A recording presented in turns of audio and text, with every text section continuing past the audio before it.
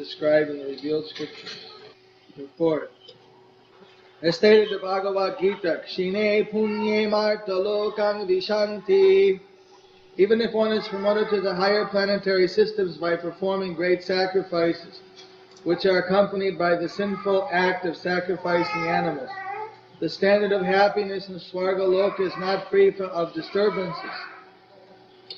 There is a similar struggle for existence even for the king of heaven, Indra.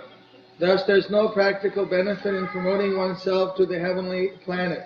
Indeed, from the heavenly planets one must return to this earth after one has exhausted the results of his pious activities.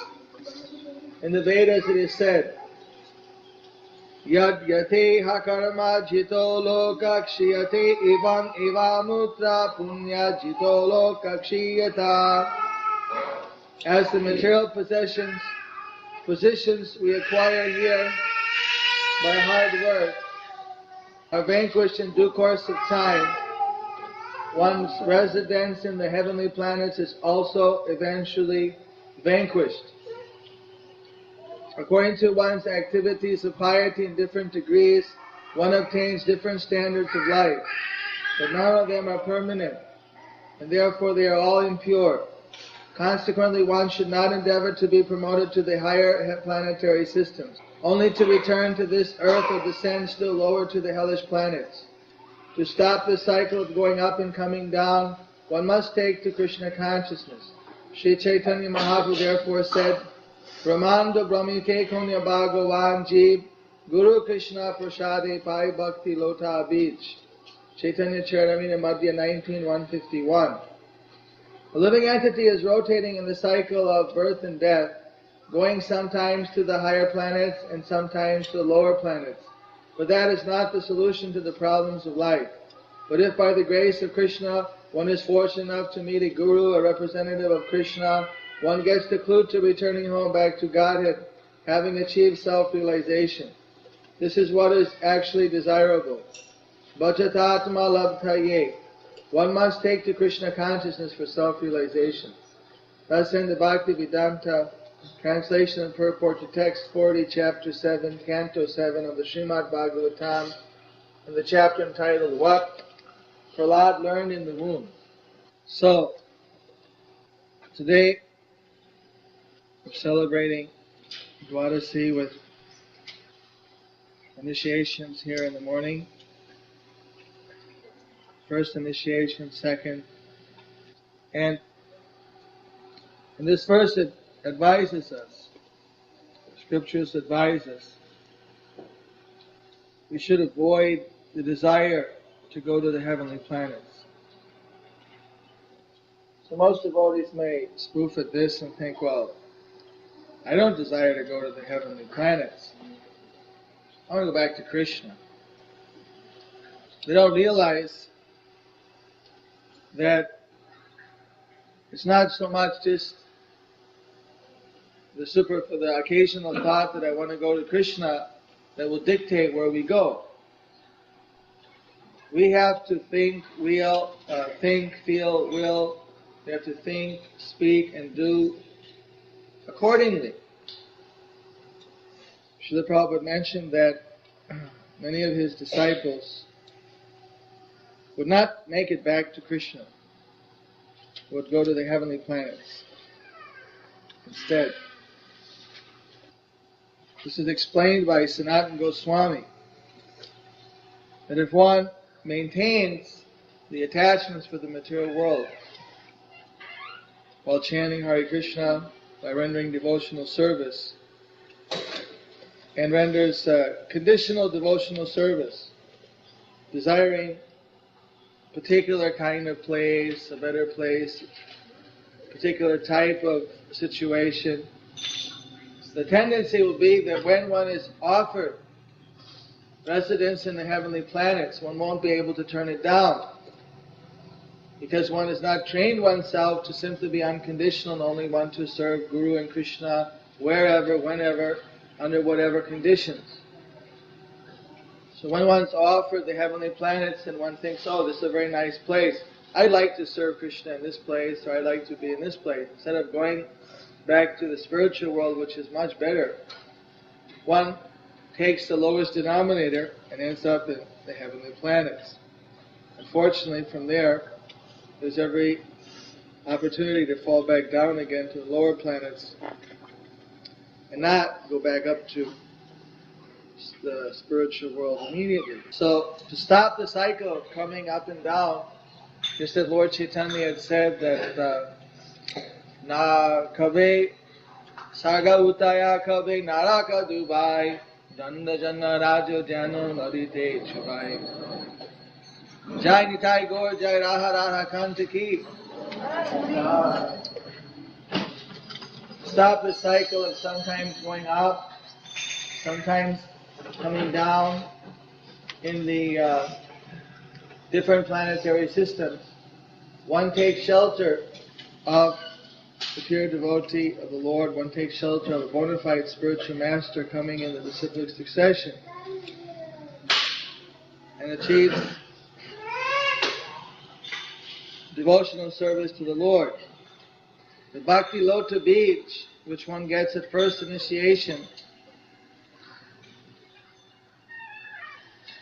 is to be watered very carefully by hearing and chanting, by following the regulative principles, by avoiding offending of the devotees, by avoiding the weeds or unwanted creepers of different kinds of material desires.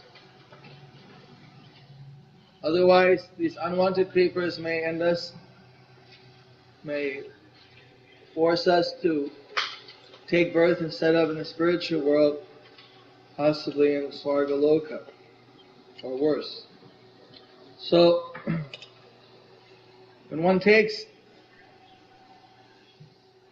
the Bhakti Lota beach and one puts all of one's attention on that spiritual creeper, waters the spiritual creeper, defends it against other kinds of materialistic desires, so that the spiritual creeper can grow and grow, cross out of the material world, go far beyond the heavenly planets, go beyond the impersonal Brahman, effulgence, beyond Vaikuntha Loka, and finally take shelter in Golok Vrindavan, the lotus feet of Sri Sri Radha Radhakanta. This is very important. If we don't give that absolute attention to our devotional creeper, the other creepers will grow, but the other creepers cannot penetrate the material universe.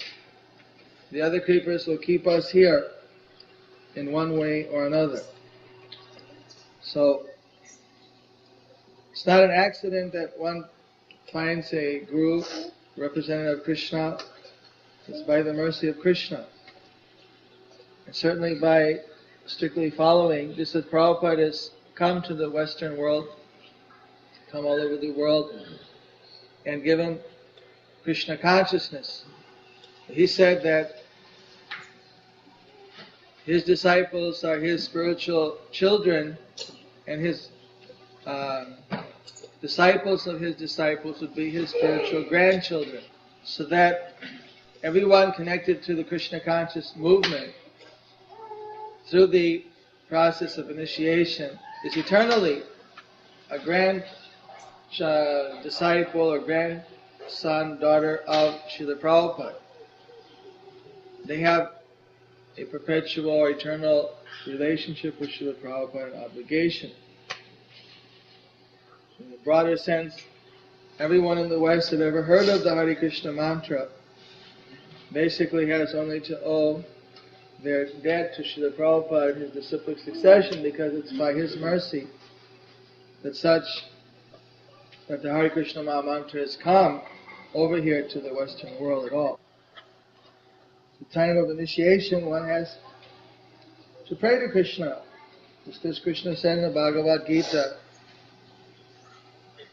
Sarva dharman parityaja mamayakam saranang vajaham tang sarva papebhyo mokshishami masucha. You simply surrender unto me, abandoning or renouncing or giving out all other religions, all other occupational duties, and simply depend upon me.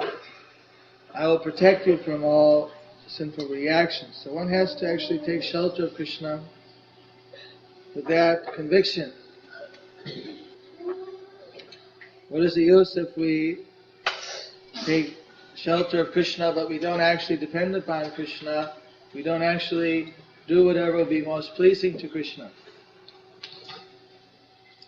That type of conditional surrender is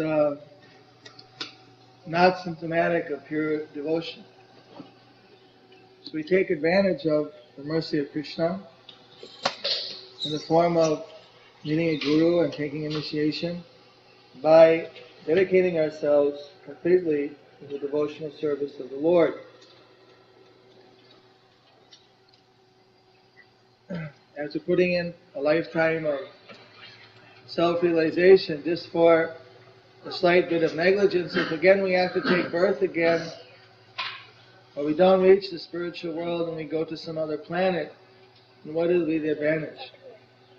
In fact, the danger then is that if we go to the heavenly planets, then Lord Chaitanya's movement will already be out of the material universe by the time that one has to take rebirth again, because one lives so long in the heavenly planets. That's why it says in other parts of the Bhagavatam that there are denizens of the heavenly planets who are crying to be able to take birth on this earth planet now when Lord Chaitanya's movement is present. Because in a short 50, 60, 70 years, by simply absorbing oneself in chanting the Hare Krishna Maha Mantra and rendering devotional service and Lord Chaitanya's movement, one can get transferred back to the spiritual world. So the people that are present today in this world actually have the greatest opportunity. And those who take initiation in the Krishna conscious movement, their fortune is unlimited. But due to some carelessness, if we don't take proper advantage of this special benediction of Lord Chaitanya, even if we end up in the heavenly planet, what do we really gain? It'll be a curse in another form. Therefore, better to become very serious. Become very serious about our gardening, about gardening our spiritual creeper. Unless we're very serious about this responsibility to chant the Hare Krishna Maha Mantra regularly and to engage in devotional service with great determination, then there are so many pitfalls along the way. But if we're just a little careful to chant, to associate, then our success is assured. Prabhupada has reassured us about this, has promised us of his mercy in this regard. So one takes the Harinam initiation. This establishes the eternal relationship with the spiritual master and Prabhupada, previous acharyas.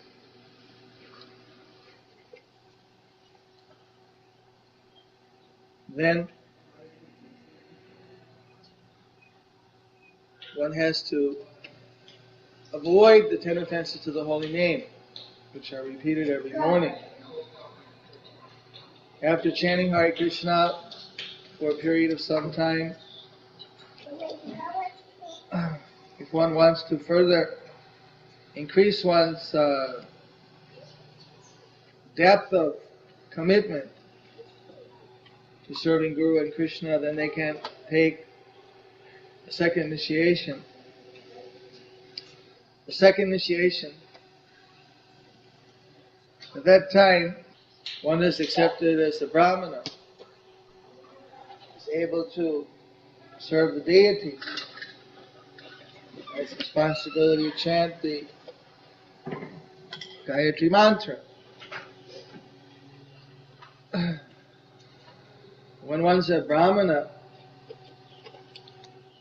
then one is responsible. The story about King Krishna Chandra, a historical story, how he found a Brahmana wearing a Shaligram Shila while he was evacuating. Whatever a Brahmin does, they're more responsible for, because he was offending the Shaligram Shila, he was going to be beheaded. Some things that a Brahmin does minor things, they were excused in the Vedic time. But if they committed a spiritual offense, something that they were supposed to know better about, then they had to take 10 times the reaction. So, being a Brahmana means that one has to be many times more responsible. Srila Prabhupada always stressed that when someone takes the Brahminical initiation, if they deviate from the path of pure devotion, they engage in karmic activities, they have to take many times the reaction. They engage in sinful activity is much more serious, both for the disciple as well as for the spiritual master. The reactions are many times more profound. So this means that one has to be very careful not to neglect in any way any of the devotional principles.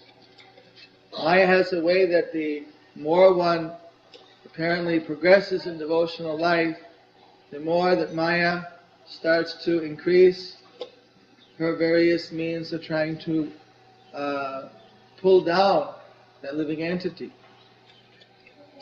You see that it doesn't end even when one takes sannyas, and Maya puts out more kinds of illusions and subtle pratishta, puja, love, and so on. Different kinds of material desires are tried to in subtle, gross. Therefore Prabhupada said that even great sannyasis who gave up the material world to realize the absolute truth, they end up falling down and going into mundane politics, welfare work, and they give up the spiritual path. Sometimes yogis, they become enamored by their mystic power, and then they start to show off to the public, getting some cheap fame, and then they declare themselves as avatars. So this kind of thing is there. When one tries to advance further in renunciation, further in spiritual life, Maya also tries to attract one by any means possible. If one's crossed over the gross attractions, then Maya charges with the more subtle attractions.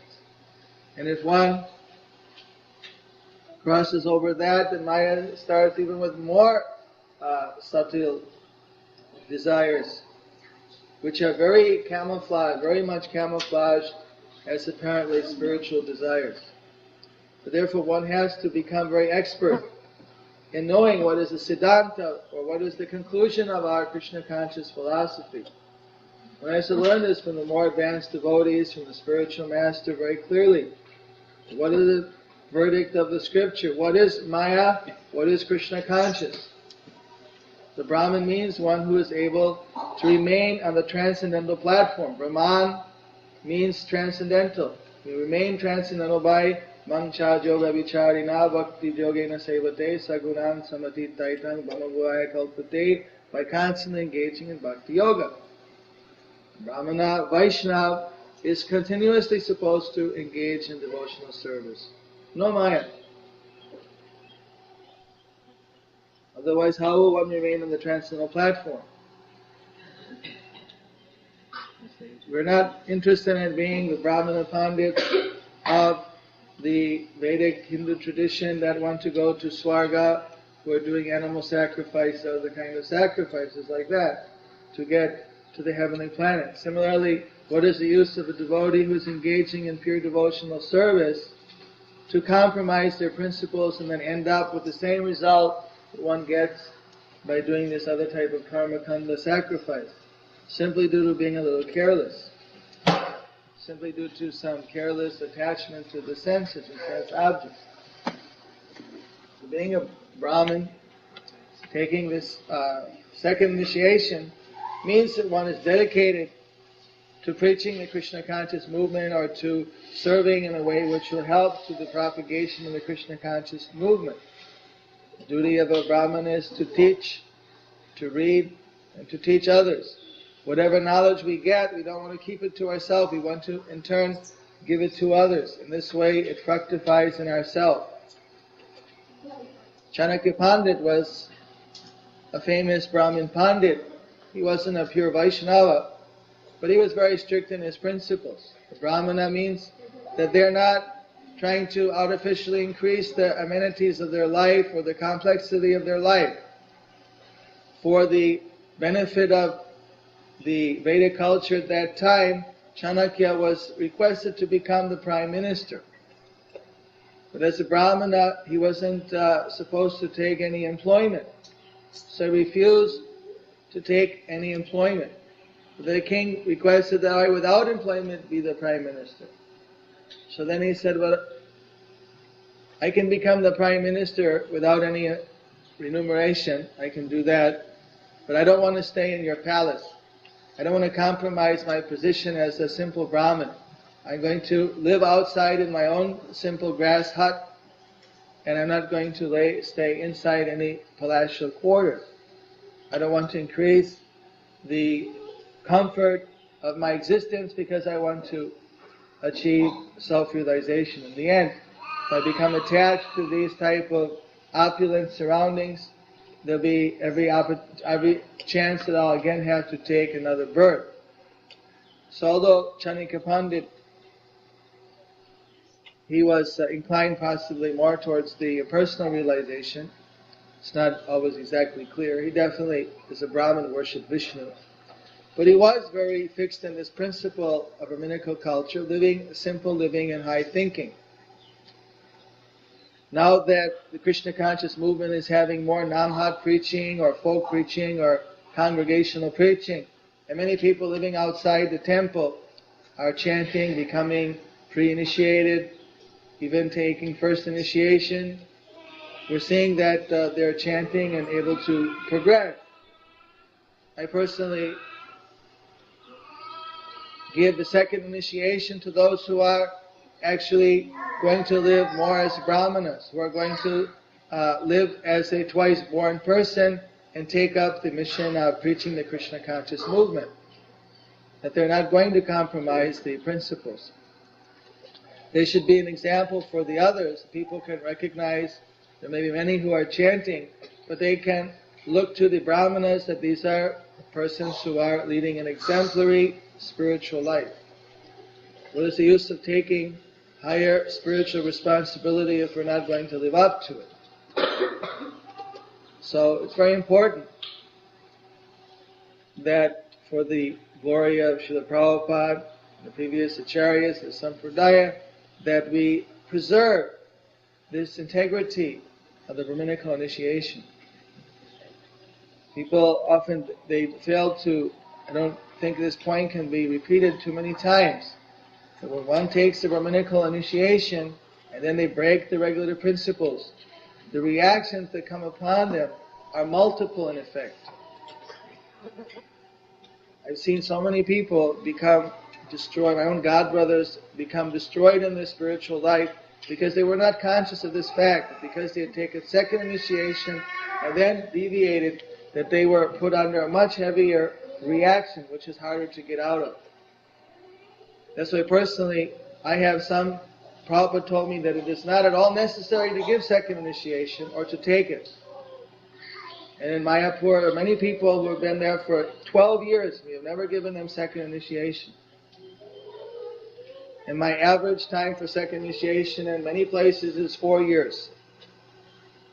Although Prabhupada was very liberal, giving in 1 year, and today even some people are getting after a period of 1 year because of the causeless mercy of the local authorities. One has to be very serious. Learn that from others' mistakes and don't make the mistakes.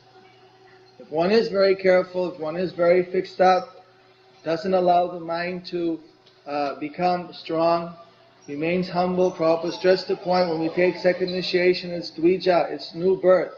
New birth means now we're a new infant. So we have to approach it from a very humble point of view, not from a point of view that now I am a Brahmin, just like Vishwamitra thought, now I am a Brahmin, now I can fight with Vishishta Muni, because now I'm already a Brahmin. Because he was trying to become a Brahmin from a Kshatriya. We take it in a very humble attitude that now I've got the opportunity to study Vedas in a more profound way, to study the Krishna conscious process in a deeper way, and to become more and more serious. It shouldn't just be a status symbol. Take Brahma initiation, you can chant a little better. And if someone doesn't chant, then what? You see, then everything is spoiled. You take Brahma initiation to become very serious in our commitments. To take another, we've already promised to serve Krishna eternally. We're already committed. There was a need of a second commitment. This is a further recommitment in a sense, and taking of a greater responsibility. Not only are we going to serve, but we're going to become qualified to serve in a completely spiritual way. Avoiding every trace, purifying ourselves of every trace of material contact. Brahman means someone. In fact, I was present when Prabhupada asked people, what is Brahman? What is the spirit? What is self-realization? He would ask them, and if they couldn't say, he would say, what type of Brahman can you be? You don't even know what is the spirit. You don't even know what is Brahman. You don't know what is the spiritual world. He would reject them. I even saw Srila Prabhupada when he was teaching people how to count and they couldn't figure out how to count properly with their fingers, he'd say, you're not smart enough to be a Brahmin. Go back. Prabhupada personally told me the reason why he was so sick in India was especially because of Brahmanas that had fallen down. He had initiated too many unqualified disciples. And Srila Prabhupada took that risk, took that great austerity just to establish Krishna consciousness in this world, planted so many seeds in a very short time, hoping that some of the seeds would fructify and the Krishna conscious movement would continue. So we should see that how much Prabhupada has sacrificed for all of us, and try to become more and more responsible to actually preserve the great jewel that he has given us, that has been handed down from Chaitanya Mahaprabhu. And the Brahmana's duty is not only to preserve it, but try to teach it to others, by first their own example, and second by their instruction.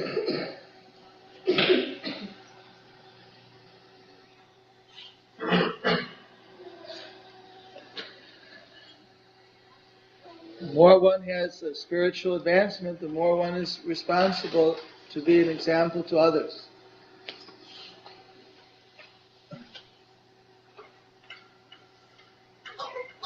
In every state, sometimes you find, like in India, some of the caste brahmanas, and they feel that, well, I'm a brahmana, therefore the others have to serve me. But you find in the Brahmana Vaishnava, there is a different attitude. Their attitude is that we are the servant of the Lord. And I mentioned yesterday in a private darshan that even in India, the system is there that generally when they have any big feast, any of you have been to Mayapur, when the Manipuri devotees come to feed the senior godbrothers, then at that time, these devotees, they always have the brahmanas do the distribution. I don't know if Guru Granha was there any time when the Manipuri served. In the brahmana, it's a kind of interesting, they put their chadar around their head and they put it over their mouth so that their breath won't go on when they're distributing. But the brahmanas are serving the others, they're giving. Brahmana means he gets charity and he gives in charity. He doesn't keep it. He gets the mercy of Krishna, he gives it out. He gets a donation, he gives it to Krishna, uses it in Krishna's service, and then he gives it out in another form to the people. The Brahmana, nothing sticks, doesn't keep anything, like immediately gives to Krishna, takes in Krishna, gives it out. Here always remains simply attached to Krishna, only taking the minimum, whatever he needs. And that attitude of service. So we find that the Brahmanas, they do the main. I'm a little shocked sometimes in the West when I see the Brahmanas sit down and the Bhaktas serve. In India, no Brahmana would ever accept prasadam from the hand of a Bhakta. In the Bhakta, they don't have any standard of cleanliness. They don't know, they may go to the bathroom and not wash their hands. They may be offending prasad. They're giving that to you. The Bhakta means that he doesn't necessarily have any sense. They're not trained. Sometimes you see people walk off the street and they say, "Here, help us serve." That may be all right for some big feasts of the karmis. But the standard that we've been seeing in India, that we've seen in the Krishna conscious temples there, is the more advanced devotees, they serve. Who served at the feast of Panihati? Sarup Damodar, Mukunda, the biggest devotees, to get the opportunity to serve the other. Lord Chaitanya started out, but he gave such big helpings that the people could never eat it. It was 4 times the normal helping. So then they said, "Lord Chaitanya, please sit down, or we'll take, and let's just sit down and take." So actually, the mood of the Brahmin Vaishnavas is one of increasing their service to Guru and Krishna, and being an example to others. Because the Brahmin is detached, he sees everybody gets prasada. He sees that everyone gets the mercy of Krishna. Sometimes someone is less advanced when they're serving, they may be thinking that will there be enough for me, and then everyone that he gives service to gets sick. So, anyway, that's a side issue, but the point is that the standard we see from our previous acharyas is that when someone took these higher responsibilities, it meant that they increased their service. So someone is not inclined to increasing their responsibility, to increasing their service, if they already feel overwhelmed with the amount of responsibility they have, then maybe they should wait before taking the additional responsibility. But if they feel enthusiastic and determined that they want to become more and more attached to the lotus feet of Guru and Krishna, no matter what it takes, then, of course, Brahma initiation is one very good opportunity.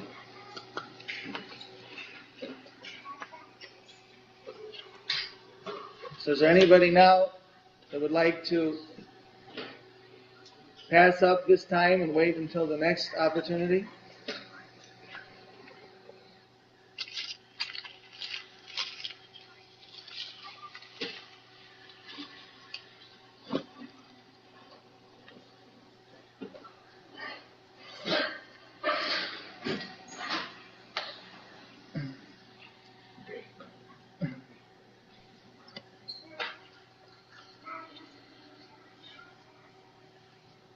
Before putting these flowers in the garland, I think it's good to take a piece of white cloth and always just test the flower whether it leaves off stains, because I lost a few sets of clothes already. The conclusion of this verse is be fixed in going back to the eternal service of Krishna and don't get waylaid in the heavenly planets. Here in New Talavon, this is an extension of the spiritual world which you are bringing here by your devotion. Talavon is one of the 12 bones or forest of Vrindavan. There's a forest where Krishna killed the demon. Isn't that the Keshi demon? Right? Denakasura demon. Huh? Denakasura demon. Which one? Denakasura. His name is Denakasura. I always saw that picture of the one flying up in the trees. That's Denakasura? Yes.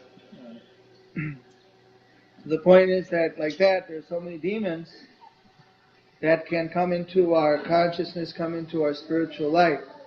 We have to be very careful to depend on Krishna, because by His mercy, those will be driven out.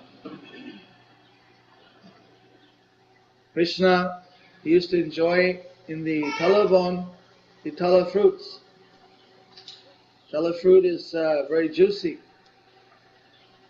has a very fragrant smell.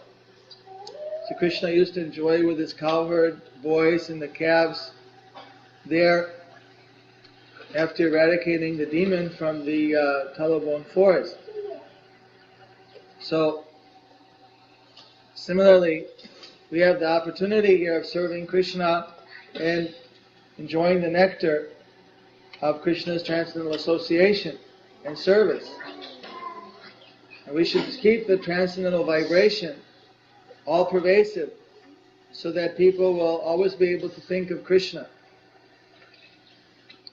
If people are in need of more spiritual help, then they should take it. Having this association of so many wonderful Vaishnavas is so that if we have any doubt in our mind, rather than keep it inside and let it rot, we discuss with other Vaishnavas. If we have any weakness, we take their strength to help us to fight better with Maya. We all have to fly our own path back to Godhead. But as Prabhupada said, it's like a sailboat with favorable winds. If we have the association of the Vaishnavas, then they are just like good winds that fill our sails and drive us back to Krishna quicker. We need that type of association. So each person is individually responsible to try to give good association to others and try not to be a bad association. And if someone feels weakened, then they should try to take a good association in a humble mood so they can become quickly purified from the influences of ignorance and passion. One should never be attached to their qualities of ignorance or passion. One should only be attached to Krishna, should be very detached from everything that is separate from Krishna. This is the special instruction of this verse. Should not even be attached to the heavenly planets, which are very good, because that's also temporary. We should simply be attached to what is eternally good, Nitai Gaur, Radha Radha Kanta, Srila Prabhupada, the eternal service. Hare Krishna.